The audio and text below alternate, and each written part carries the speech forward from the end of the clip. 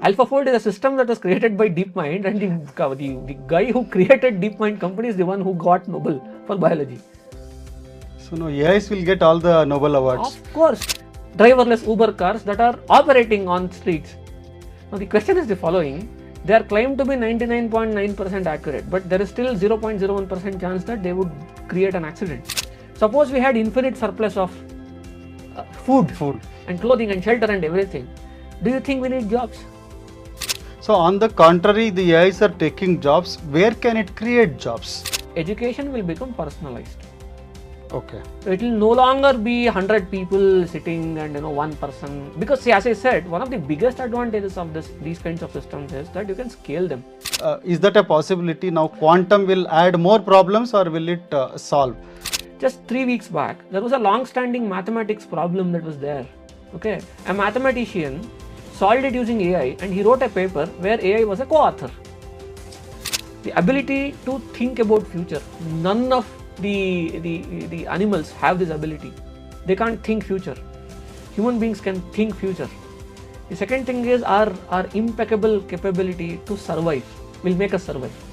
So some new world order will emerge. So that I would even go one step further and say that anything that has to do with knowledge is not going to help you.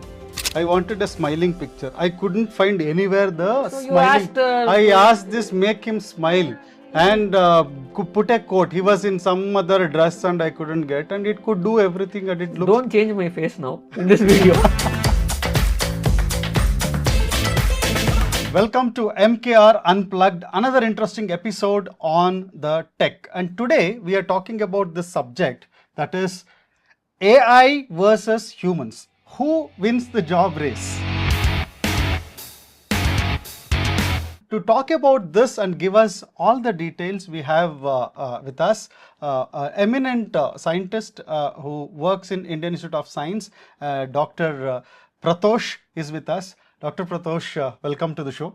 Thank you. Thanks for having me. Today we have lot of problems. In fact, we as a financial advisory company, we handle lot of tech people who are in senior jobs, and they all have this worry because we are seeing huge growth in the AI space, and there is a threat. A lot of people actually have got into notices and scale down of the employee size, and today AI has become a threat.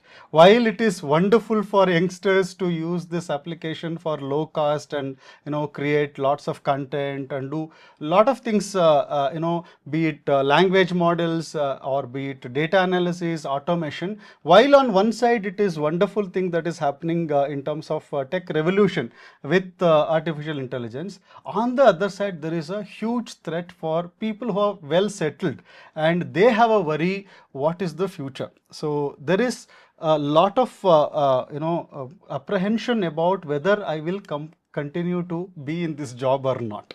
So my first question is this threat about the AI losing jobs to the new technology, is it real? Okay. So first of all, thanks for having me and giving me an opportunity to share my opinion. So if I have to answer that question in a word, I would say yes. Oh. Yeah, so that's my opinion, right? So everything that I say here are my opinions, and nobody can predict the future.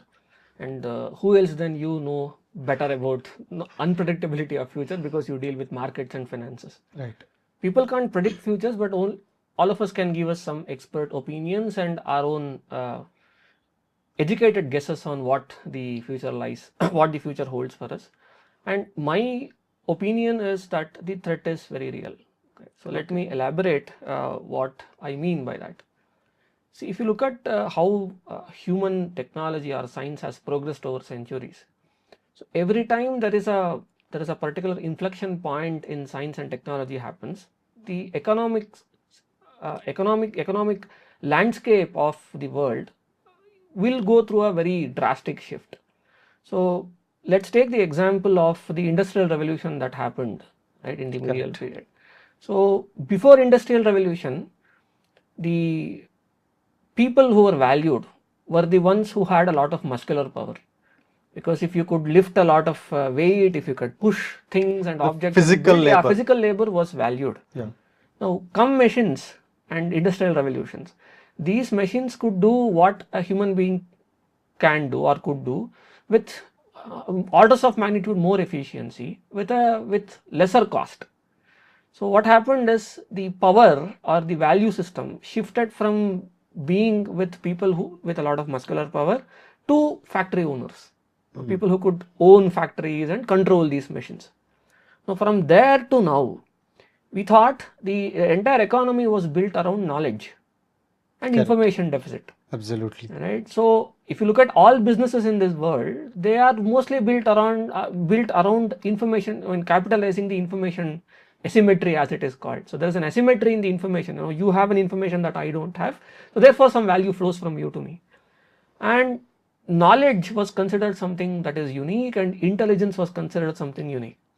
Now come 2025 and large language models and AI, so that is undergoing a major shift, in the sense that just like physical labor was designated to machines that could do much better than the physical people, now these machines, so to speak, can now think much more in a way that is much more better than what human beings can, and they could be much more efficient.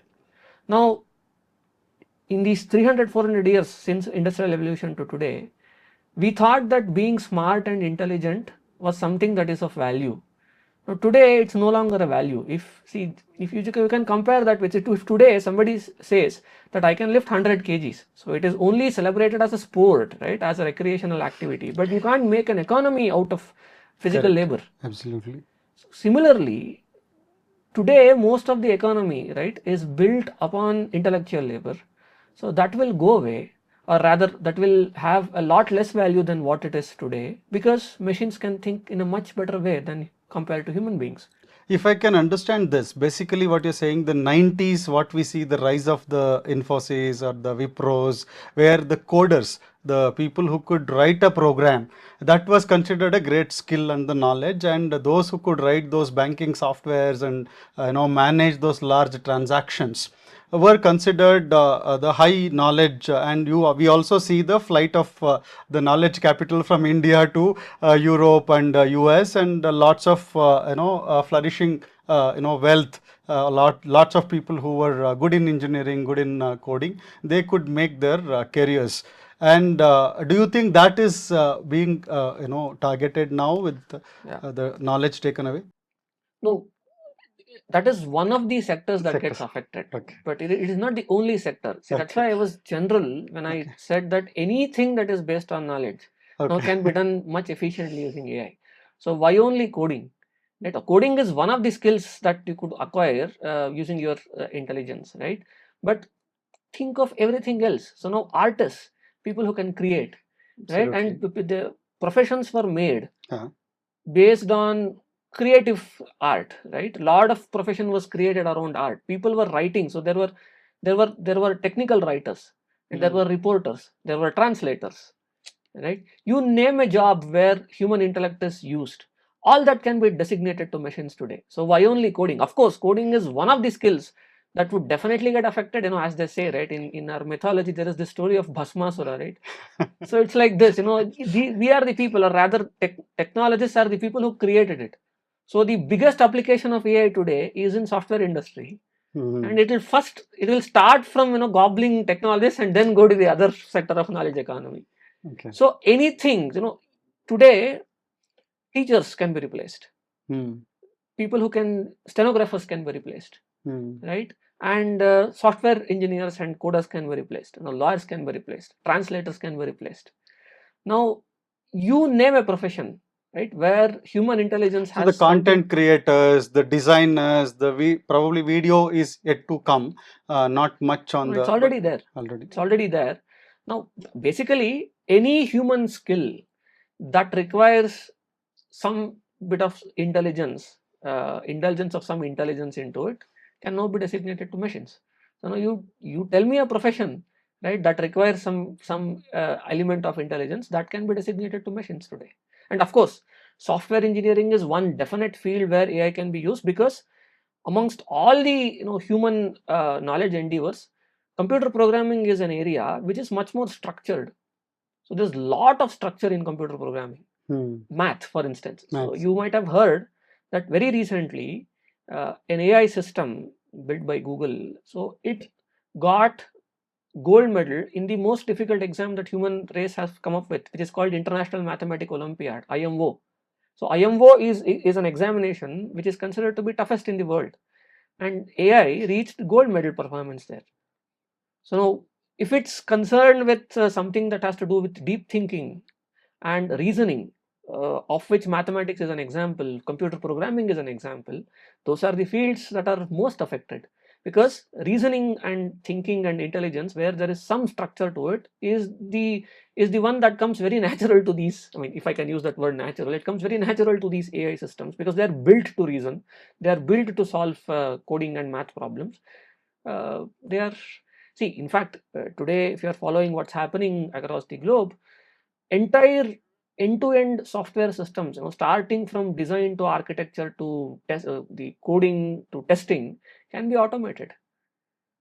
Correct. Now, something that was being done with a team of let's say 20, 30, 50 people now can be done using AI. The other advantage of these systems is these are scalable. Let me give you an analogy of the industrial evolution that we were talking about. Now, how much weight a human being can lift? So there's a limit There's to a it. limit, yes. No matter how strengthy you are, there's a limit to how much weight you can lift. Now, if I designate that same thing to a machine, then how much weight a crane can lift, for instance? As much as you can increase its capacity. Exactly. Yeah. These are scalable.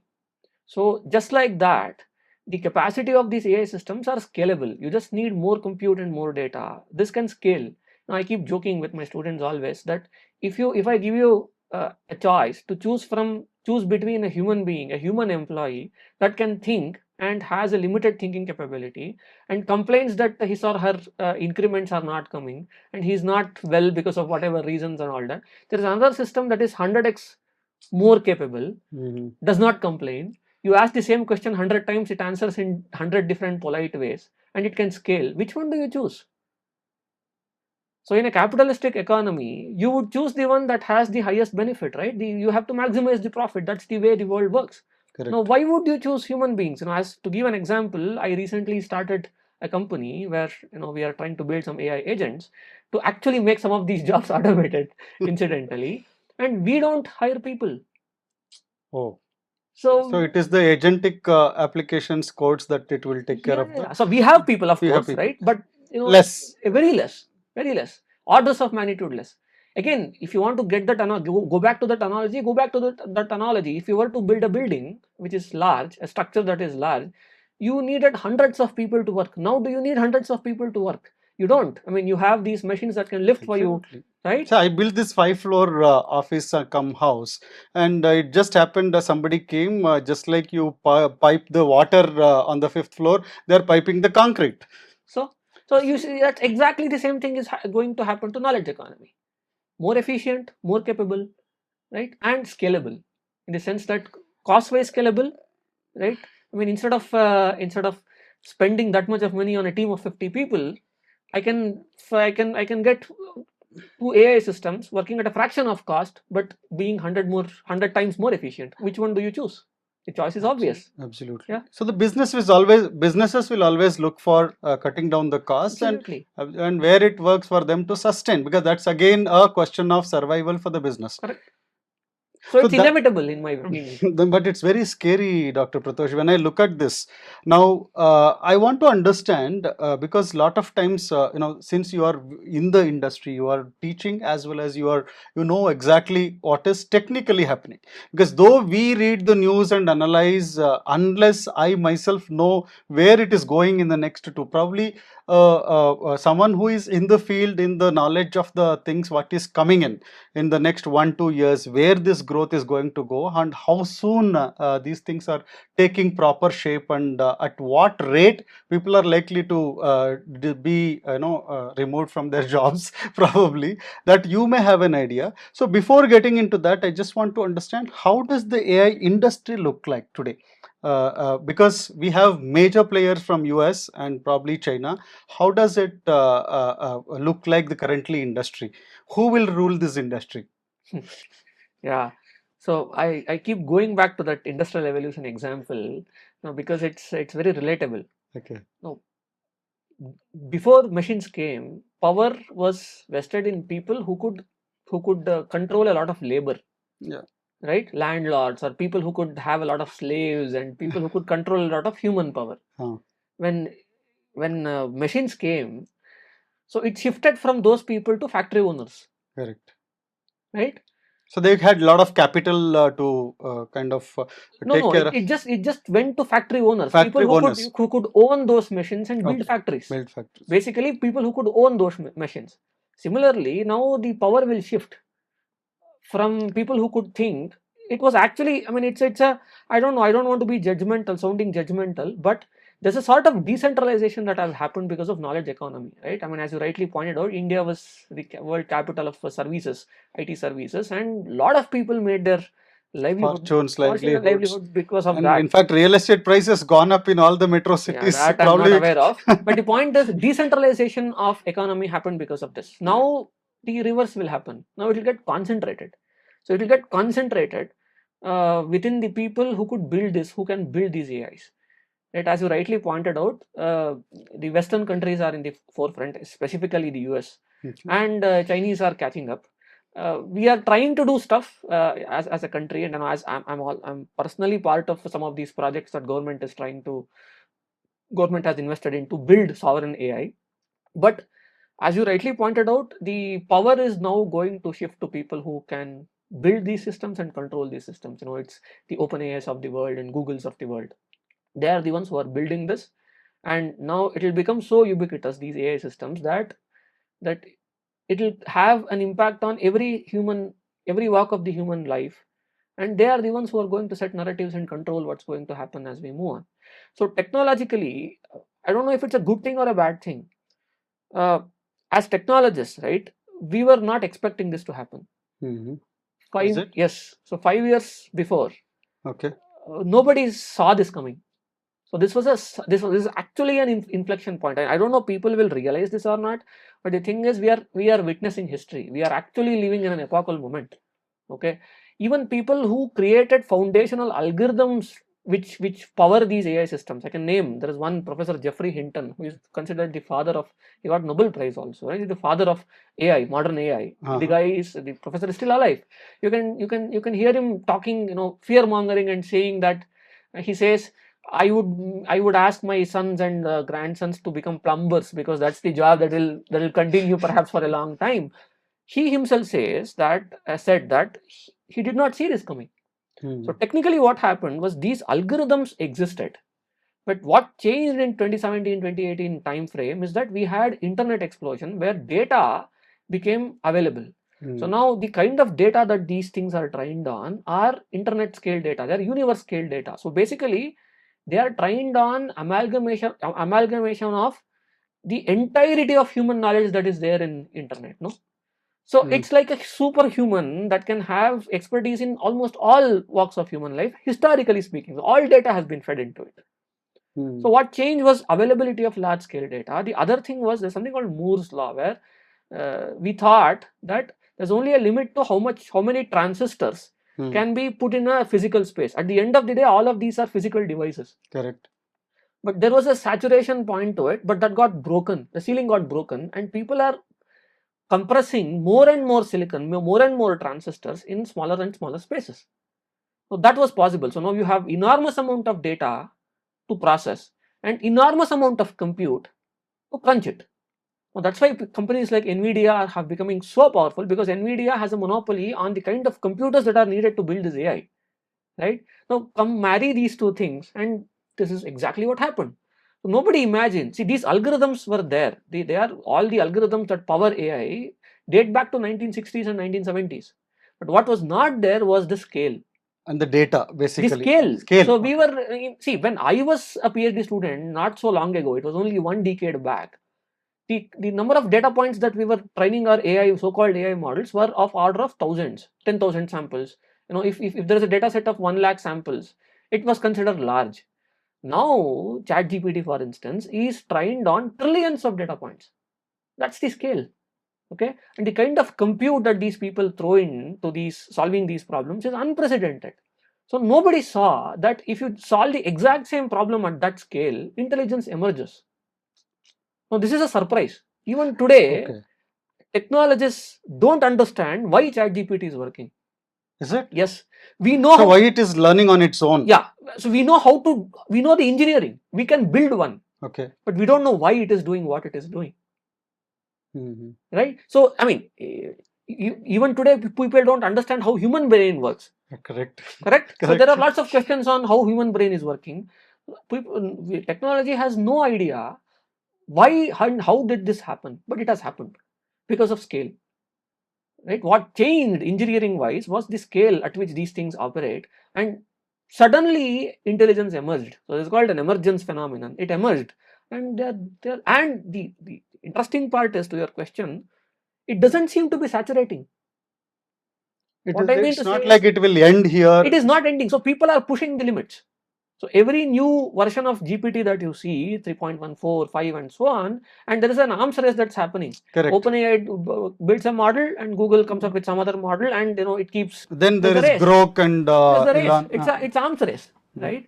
And it doesn't seem to be stopping at a point. So every time a new model comes up, there is some new unbelievable emergence that we are observing. New benchmarks are created, new ceilings are broken by every model. So it doesn't seem to be saturating at all, but where does it end? Nobody knows, right? So 1 year back, what was there and now what is there has enormous amount of differences, enormous. We can actually quantify that. There are ways to quantify that. So yeah, I mean it's very, very real. So because And I understand what's happening. adding to that problem is one on the flip side of it. Now we are talking about huge computing and the kind of power and the kind of resources it is required. Maybe it's about the power consumption that it requires, and will that be a limiting factor? Well, not really. If you read the news, companies are building huge data centers, right? So let me just give you an example, maybe a little technical, but still I'll do it for the sake of understanding. See, these models cannot be trained on this laptop or normal computers. They need specialized computing devices called graphical processing units, abbreviated as GPUs. Okay. Now, what is the number of, I mean, NVIDIA manufactures GPUs, by the way. Okay. Just to give you a rough estimate of cost. Now to train, not train, even to use these kinds of models. Right now when you put a prompt in GPT, it will actually go to their servers. The computation is done on their servers and the result is pumped back into your system. It's only the computing is not happening in your local device. Okay. It's happening in their cloud, right? Now, what I was saying is, to train these models, right? It takes 8 months of continuous training on, let's say, 100,000 NVIDIA GPUs, or like 10 lakh NVIDIA GPUs. Okay. And one NVIDIA GPUs in Indian rupees now cost 25 lakhs. Oh. Okay. And imagine having 10 lakhs of them. Who could own that compute? And companies like Google and OpenAI own that compute. Okay. These are called GPU farms. And they are just throwing more and more compute. And if you look at people like Sam Altman, who is the founder of OpenAI talking, they say we don't mind, he says we don't mind burning money and putting more and more compute and more data. And as I said, it is scaling with the compute. It's not that if you throw more compute it is saturating. That's not happening. Every time you throw more data and more compute to it, it is getting better and better into it.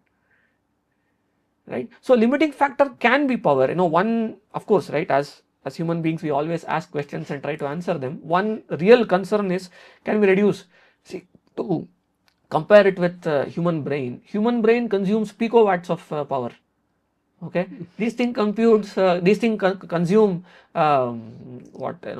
trillions of watts of power, right? So I mean, of that magnitude. Now can you compress all of it into a small device, and which does not consume a lot of power, are the kind of questions that people are asking and trying to answer. However, notwithstanding what's happening in terms of power consumption, etc., right now there doesn't seem to be any limit to it. Just going bigger and bigger day after day. So coming from the victim's point of view, that everybody is a kind of victim to this. Though we are consuming all this comfort of computing and creating content or doing all automations. End of the day, it is consumed by some people. I mean, and they need to have money to pay for these services. What is there any kind of a safety net? What kind of jobs other than you talked about plumbing and or physical labor wherever it Even requires? there, robots are coming. Okay. See, because people thought that, building robots was not difficult. Mechanical systems were not that difficult. What was difficult was mimicking human intelligence. Now, if human intelligence part is cracked, it's just a matter of time. In fact, as we talk today, robots are being used in real factories to replace physical labor. So, physical labor is not safe as well. Okay. I mean, to answer your questions, my thought process is the following. As I said, these are all my opinions, and there is no I am not here to predict future or anything, but I should give a philosophical answer to your question, right? Correct. In the sense that Some kind of a guidance. See, what I'm looking at here is absolutely there is no way we can predict even 1 minute from now. Yeah. But the point is that we still continue to have at least 60-70%. If you take in last 10-15 years, we have delivered certain amount of returns to the clients because we expected this way. Maybe 1 year it will go only one. In fact, if you see last 1 year, Nifty delivered hardly 1-2%. Yeah. We are in the same level what was Nifty 1 year back. A lot of clients are unhappy, but if those who have invested 3 years back, they're still at 15%. Right. Though one bad year. But that kind of prediction is possible where you have some amount of idea, and this also to help us in terms of to understand what to expect. Yeah. See, these kinds of things happen if the jump or the volatility is within your prediction band. Prediction bands. Now, suppose tomorrow country collapses, none of your predictions work. Correct. So it is that kind of an inflection that we are living in. See, it's not some delta change in technology that we are seeing today. It's a real inflection, right? It's something extraordinarily remarkable that has happened. See, what right? I also see. Let me complete. Okay. Right. Please. So philosophically, what I see is the following: when machines came, okay, there was this group of people called Luddites who went around and started destroying machines. Okay, saying that these are taking our jobs. So let's not have these. They took physical, hammers and started hitting these machines. And there was a group of people called Luddites who were doing this as a job because they said we will save human race from these machines. Same thing is the fear mongering here. So philosophically, what I'm saying is, see, human beings could survive having nuclear weapons. Think about it.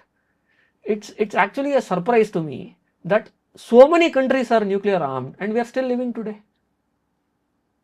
Why do you think? It's a matter of 5 seconds that all of us are vanished, right? By using nuclear weapons. But we are still surviving. So because there is something innate, right, in human beings that have that survival instinct. Change will happen for sure.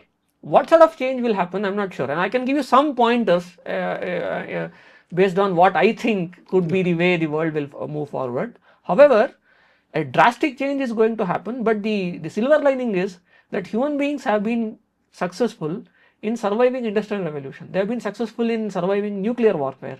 Correct. They will survive AI revolution as well. We will find ways out. Correct. So some way will emerge, but the economy as we know today is going to change. So I keep saying this. I should first thank you for giving some kind of a comfort that now there is no tomorrow. From that stage, at least you are saying that there is a way. No, I never said there is no tomorrow, right? I mean, I'm just in terms saying of the way the AI is taking it will shape. change. See, economy will change for sure. People will lose job for sure, right? A new economic model will emerge for sure, right? But human beings will survive. I'll tell you why. I'll tell you why. Okay. See, think about it. If you look at the evolution theory of Darwin, right? It is not the strongest genes that survived, because dinosaurs became extinct. They were the strongest people, strongest organisms.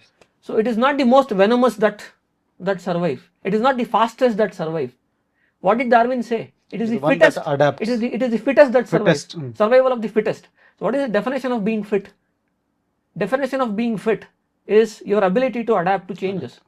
Human beings dominated this planet because we are adaptable, right?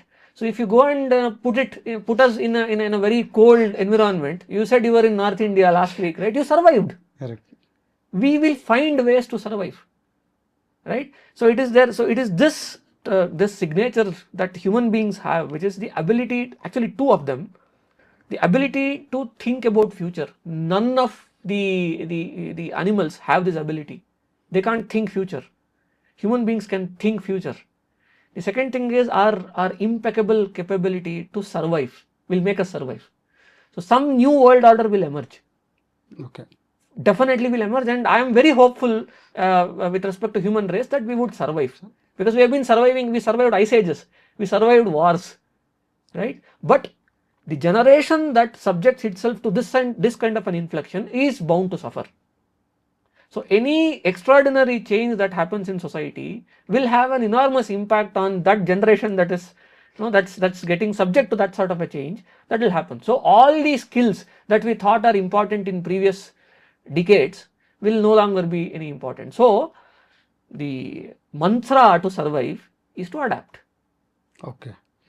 So because that is what we have been very good at. Exactly. That is historically, and we have a precedence for that we have survived. So that gives us some amount of comfort that we will survive. But how we will survive, whether with the same kind of a comfort, or I can actually tell you something for sure. Okay. You can't survive by becoming a programmer anymore. 10 years before people were saying if you learn good programming skills, you would make a career. There is a career for sure. No, it's not happening. So today there is no definition of what is good career, because we are not sure about. That's a good way to put it. So that I would even go one step further and say that anything that has to do with knowledge is not going to help you. Okay. And that is also repeatable. What the is it not repeatable? AI is taking over creativity as well. Creativity. Yes. Actually, that was my question. Yeah. Is it something that creativity, can AI replace creativity? Do you believe generative AI systems are approaching human level creativity, and where do you see the limits? Oh yeah, already. Actually, so I don't know if you have used the latest Google's image model called Nano Banana. Yeah, we have used. In fact, lot of things what we do in other channel, Vedic Wellness, because we define so many things where we don't get visuals. Yeah. So where we explain and it creates in seconds. Yeah. So today I can actually create a picture of myself with Mahatma Gandhi, and you would not say it's a real picture or a fake picture. Now, isn't that creativity? In fact, I had a picture of one big CEO of a big quantum company. I wanted a smiling picture. I couldn't find anywhere the smiling. I asked this, make him smile, and put a quote. He was in some other dress and I couldn't get, and it could do everything, and it looks. Don't change my face now in this video. No, definitely not. That is so that's creativity for you. See, I'll give you more examples. It can create poetry. See, I have some interest and background in Sanskrit poetry and all that. So you tell you instruct these models to create poetry in Sanskrit language in a very complicated vrutta. In fact, on this MKR Unplugged, I have launched a AI song on Deepavali, and it created everything lyrics to song in about 2 minutes. But what I'm saying is, again, there are still some of the areas. Let me give you more serious examples on this. See, last year's Nobel Prize in biology did not go to biologists. It went to computer scientists. The chief of Google DeepMind is the guy who won Nobel Prize for biology. You know why? You know why? He created this AI system, okay, that could discover drugs. Have you heard of a system called AlphaFold? So it's an AI system, okay, that predicts protein, that discovered new proteins that were unknown to human race. If that's not creativity, then what is? So there is nothing left for humans. Absolutely. I'm saying IMO, International Mathematics Olympiad, these AIs are getting gold medals. And you know what? Just 2 weeks back. When you just said, sorry to interrupt, when you just said this particular company, that person created this drug discovery, but that is also a person, right? But I'm saying no. He created a system that created drugs. AlphaFold is a system that was created by DeepMind, and the guy who created DeepMind company is the one who got Nobel for biology. So no, AIs will get all the Nobel Awards. Of course. See, that's what I was, you interrupted me before. The thing is, just 3 weeks back, there was a long-standing mathematics problem that was there. Okay. A mathematician solved it using AI and he wrote a paper where AI was a co-author. Now, if this is not creativity, then what is? See, I, as a professor of AI, right, in teaching in one of the country's premier institute, I make AI grade the graduate level question papers that I have set for my students. But what I feel is some of the news reports and all where AI is being used in for commercialization purposes, where it is making some mistakes too. It does. See, we are continuously improving those things. It's called hallucinations, right? So they will hallucinate. Any human being would do as well. So that's why you need to be, there should be guardrails that have to be put and so on. And we are working towards it. Okay. I mean, building responsible AI systems is a serious area of research, right? You need to build these systems that are responsible. Those are ethical and responsibility questions are always there. So I have this question related to the ethics that in a world where AI makes decisions and who carries the accountability? I don't know. It's not engineer, company? I don't know. I don't know. I always ask this question in my class as well. Okay. So there are in San Francisco today as we are talking, there are driverless cars working for Uber. Okay. I don't know if you know that. Right? When people, my students and friends go there, you can book an Uber where there is no driver. Okay, the cars come, you hop into the car, it will take you to wherever. Is it a pilot or something, or is it? No, it's a full-fledged commercial thing that Waymo is doing. So there are Uber cars, driverless Uber cars that are operating on streets. Now the question is the following: they are claimed to be 99.9% accurate, but there is still 0.01% chance that they would create an accident. Now the question that you asked rightly so, if it creates an accident. Okay. Who is responsible? Nobody knows. See, it's for human beings to evolve with a policy that would penalize somebody for this mistake, right? Or we might say that, oh, when AI creates a mistake, nobody is responsible, just let's leave it. But that's a policy question. I'm a practitioner of technology. I can only tell you how powerful this technology is. But not the ethical or the legal exactly, that's not my forte, right? That's for people to come together and governments to come together and answer. And on the education we today talk about, we don't need teachers and universities. People can learn whichever way, case study wise, any teaching methodology, learning tools. It can be happen to now Gemini and all this Microsoft and Google launching work with universities. But if that knowledge is not going to be useful, my question is, what is the use of people getting and into these different kinds of courses, and is it going to be specified how the education is likely to change? Do you have any kind of an idea? Yeah, see, I'm a professional pedagogist, right? Because I teach, and my job is also at stake, right? Because as you rightly said, you can create videos. I mean, there is something called Notebook LM. Notebook LM we use, yes. Yeah, so you can give a topic and it will create a podcast on that topic. Correct. Right, as two people talking. So, see, I keep saying this. In this era, if somebody tells you that they don't know something because there is no access to information, they are lying.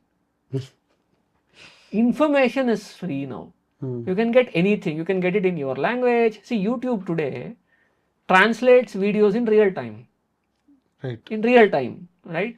But now, how would education evolve is the question, right? One thing for sure will happen is that education will become personalized. Okay. So it will no longer be 100 people sitting and one person, because see, as I said, one of the biggest advantages of these kinds of systems is that you can scale them. Okay. Now every kid can have a personalized tutor. Okay. Now what would be the role of a teacher, so called, is that they would be like factory managers, somebody managing the machines. So you still have machines, but you have one manager who is looking after all these machines, right? So those kinds of jobs would sustain. So people who manage AI are going to survive. So on the contrary, the AIs are taking jobs. Where can it create jobs? Because it can be only for few people. Again, what you say is it's not like mass kind of a jobs that it can give, because it is anyway meant for automation and the machines computing to do the jobs. Where can it create actually jobs? See, when you say that whether it can create jobs, our idea of sustenance and economy only has this thing that we need a job. Okay. So think of an economic model where people don't have to work. See, this is the kind of goals that people are talking about when they are building systems. Suppose every work is done by computers. There's no need for you and me to work, no? Actually, if you go back 100 years, Dr. Prathosh, when the agriculture was the major thing, because food was everything that people wanted. Correct. So if you have today, we were working on another model, like why do you need to have a job if you have half a acre land? We worked out the cost and everything, half a acre land, one cow and about 3 or 4 sheep, and there's a specific set of things. If you have, You can sustain. you can sustain. Absolutely. So now again, it's a full circle. It's a full circle. We built an entire economy. I mean, again, this goes to philosophy. Yeah. We in my opinion, again, And there was no jobs actually. Basically, you sow the seeds 3 months, you leave it, it will come. You cut the fruit. So, is it like what are you trying to suggest? Basically, when you say that you can live, there can be an economy without jobs for you. Yeah. So I'm saying it's a full circle that we are traversing. Okay. So as you rightly said, 300 years back, there were no jobs.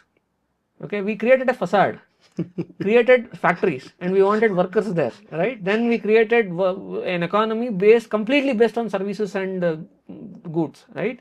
Now, what will the good thing that this AI would do is it will remove all facades. Hmm. And it will take back human beings to the core questions. What is it to be a human? What is it to live? So we all thought that we are smart, we have studied computer science, we are doing this, we are artists, we are mathematicians, that's why we are smart. No, this AI is saying no, thank you, sorry, you are not important because you can think. Now it will go to the basic human question, fundamental human questions that were there centuries back, where you ask questions like, what makes me a human? Right?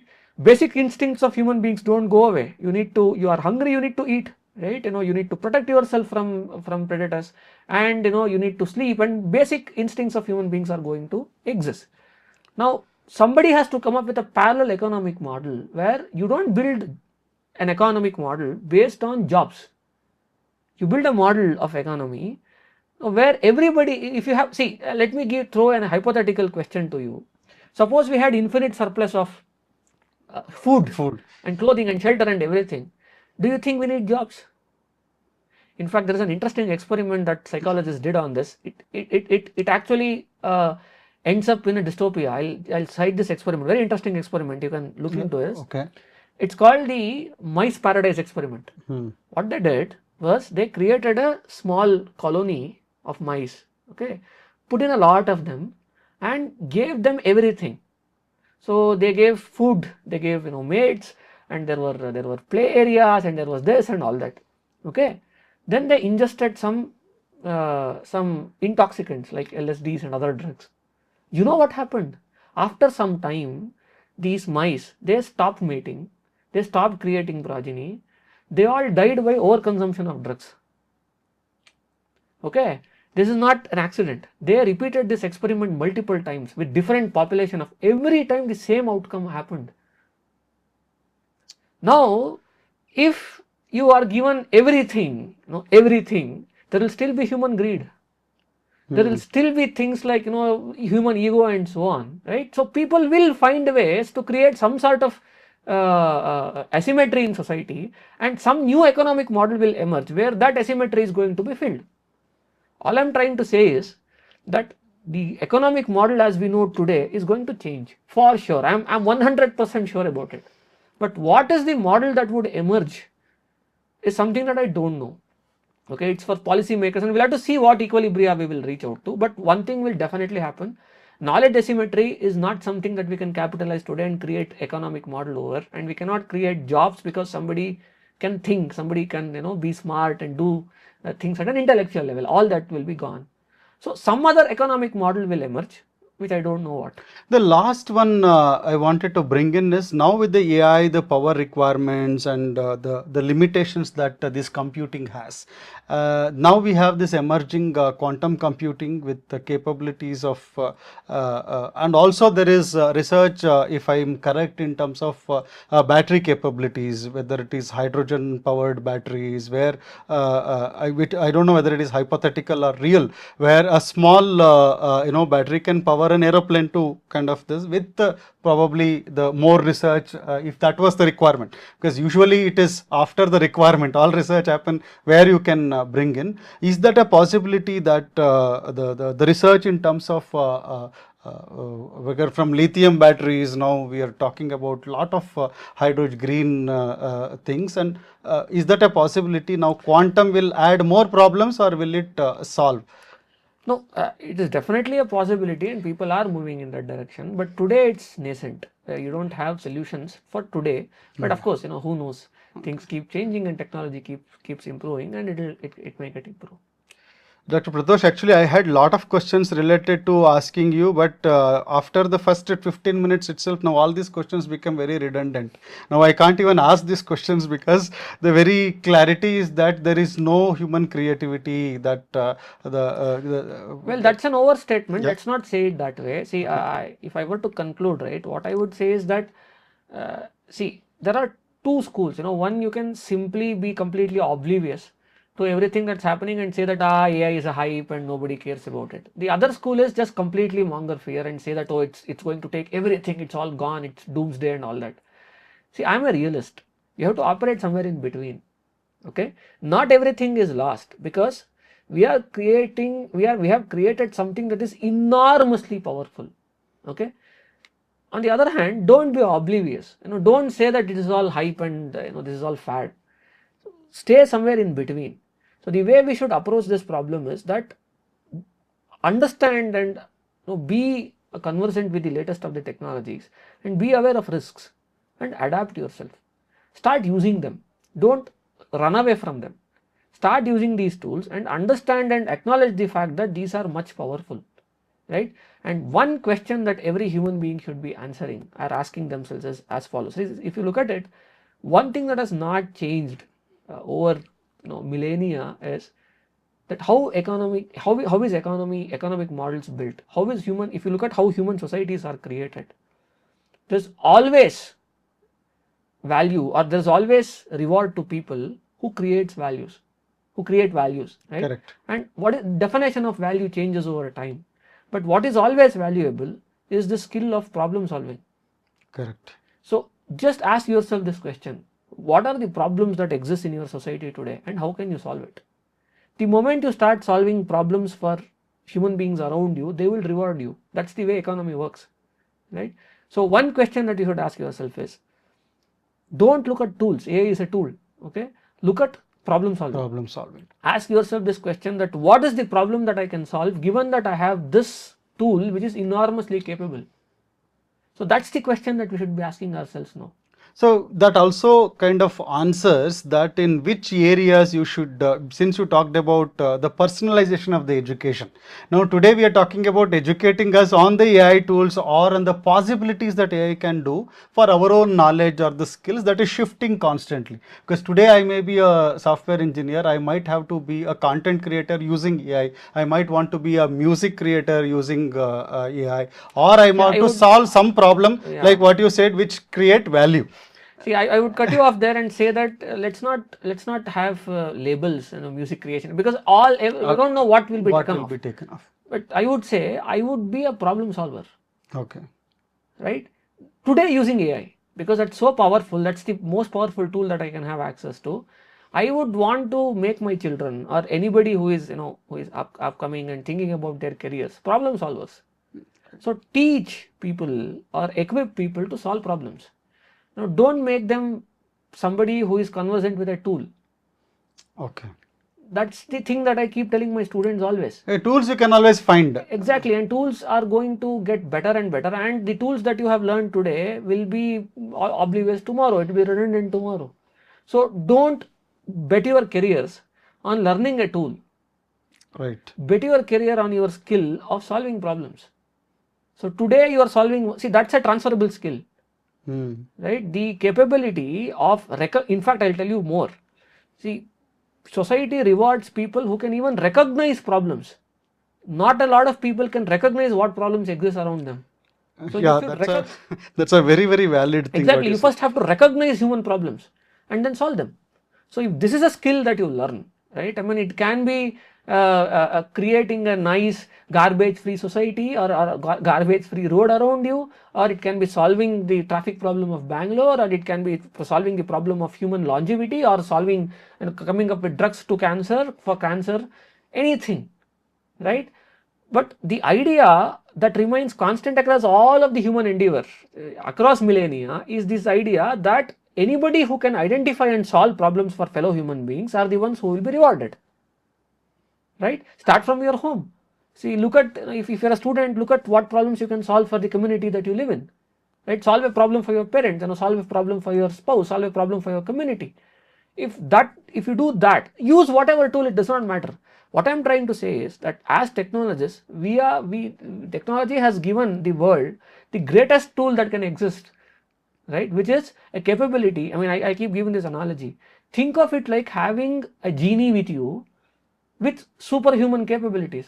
The question that you should be asking is, will I get redundant with this genie? That's not the question that you should be asking. The question that you should be asking is, given that I have this super capability with me, what problems can I solve for the human race? It's wonderful. So if you do that, then this is only seen as an aid. If you are only doing Java programming, you are done, right? But if you are solving problems, now you would tell your boss how to use some existing tool and solve problems, and these are the ones who will become, who will rise the corporate ladder and become CEOs of the company. It's not, see, as you keep, everybody who works in corporate know that, of course, there is politics. I will not talk about that. Yes. But in an idealistic world, it's the problem solvers that are always rewarded. So now what you have to learn is a capability to solve problems. Now I'll give you one problem that we have to solve right now. What sort of economic model should we have to come up with to deal with this AI? If you solve this problem, you will get an economic Nobel next year. So here is a problem that you can solve. So every area is a problem in that case, whether... Absolutely. So that's what I'm saying. So don't get scared or don't get intimidated by a tool. See that as an advantage. See that as a new capability that human beings have developed. Now, given this capability, right, what problems can you solve is the question. And of course, every new technology has two sides to it. It will create new problems. See, for example, deep fake is creating all sorts of financial frauds today, right? Absolutely true. So now a new problem is created. Now use AI to solve that problem. Correct. Every technology. So there was a plagiarism and all that when it came. Now you have a tool to find how much is actually naturally written and how much is written by the AI. Yeah, and that's also an AI tool. AI tool. Right. So the last question I had, you almost answered it. That is your prediction. Who actually wins? Coming back to our subject, who actually wins, humans or AI? In one sentence, in this 2026 job race, who holds the advantage and why? Probably you said whoever. I've already answered it. I don't want to answer it You anymore. already said right? It is a value. See, as long as you see AI as a tool to solve human problems, then human beings will win. Right? If you are a human being who is banking your life on one skill that gets redundant over time, then you would lose. So don't bank your life on one skill. Okay, so always vest your career on your problem solving skills and solve it for human beings around you. Wonderful. I think very soon I will be doing podcast with the AI scientist and yeah. So our job is at risk, and I would be talking to an AI. So your job is also at risk. So the AI is talking and AI is asking. Already happening. Notebook LM. Yes. Two AIs talking on a topic. Okay. Right? They talk better English than us. They End have of the better day, sense of we need humor. viewers on YouTube to actually view and pay that subscription for Perhaps YouTube. AI will view it for you. But I won't pay. I will only take the money. See, so there is some kind of a scope. So with that, I think it was wonderful discussion. In fact, I thought of a lot of questions, but most of this turned into something very insightful. I must really thank you for this wonderful thoughts, because one takeaway from this podcast is very, very clear, at least for me, that one, if you want to stay in this, you should be looking at problem solving. And you have to first identify the problem, for which you need to know what exactly is the problem, and then solve. The bigger the problem that you solve, the bigger is the reward that you get. The reward that you get. And use AI to solve that. because it's very powerful. End of the day, you say you did it. I mean, whatever tools that you use, Of course, it is the reward right? for you. Exactly right. That's how the human society is created. Finally, humans are rewarded, not AI. Correct. Absolutely. Right. So use them as a very powerful tool. I use it all time. Wonderful. I think we will keep coming back to you, Dr. Prathosh, because Yes, sir. as this, you said every year things change. So we would want to take your opinion probably as and when something big happens, as well as the major challenges that we Perhaps face. next year you'll be talking to an AI for opinion. Hope so. So that's the podcast today, and you heard Dr. Prathosh talking, and this is something very, very interesting and a big takeaway from today's discussions. Please do share your views. What do you think? Do you think the AI is still a overblown hype, and are you on this extreme, or how many of you are on this extreme saying that it is all nonsense? Let us kind of ignore all these things. Let's live our life, and whatever happens, we will see. And for anything and everything in terms of financial protection, we are there, financial moksha. So if you already have 5-6 crore, 8 crore, 10 crore kind of assets, you can anyway live with the cash flow of 5-6 lakhs rupees that we will anyway take care through our Not advisory. necessarily. What if the state comes up with a policy and says that all your assets are confiscated? That's for another podcast. So let's. Let's I not. think there is a subject of risk and See, element in that. I made you perplexed. Yeah, correct. That's a perplexity. I need to ask this question with perplexity AI. What made me perplexed? So basically, we believe that central government bonds, if you keep the money, whatever you can make out of that 6-7%, as long as the Indian government is stable, their fiscal deficit is taken care of, and the currency don't go to 150 rupees per dollar, so things can still stand. Either way, the advisor is required for you, so that is where our business continue to exist, despite the AI disruptions. No, And we take advices from AI for investment as well. Absolutely. So we are also investing heavily in AI advisory, but end of the day, they need Mohan as somebody to talk to say, don't worry, it is all going to be fine. Your investments are safe. So for that perspective, at least we get paid our fees. And from that thing, please do share your views as to what do you think will happen, and what is that you think the problem areas are. If you think there are certain problems that can be solved, and if you want to talk to us, feel free, because we are also trying to understand what are the great problems that we can solve that can make money for a lot of people. And with that, we'll come back with another interesting thing on the technology. And we have been doing content basically one on technology, then on financial education in terms of money quotient, and we are also looking at the scam protection. Scam guard is one area where because before AI takes your money, some cyber crime will take all your lakhs of rupees. That is something we should protect. So we are doing a lot of educative videos on fraud protection and money protection. So please do continue to watch and like and share, subscribe this channel. Wonderful. Thanks for watching. Thanks a lot.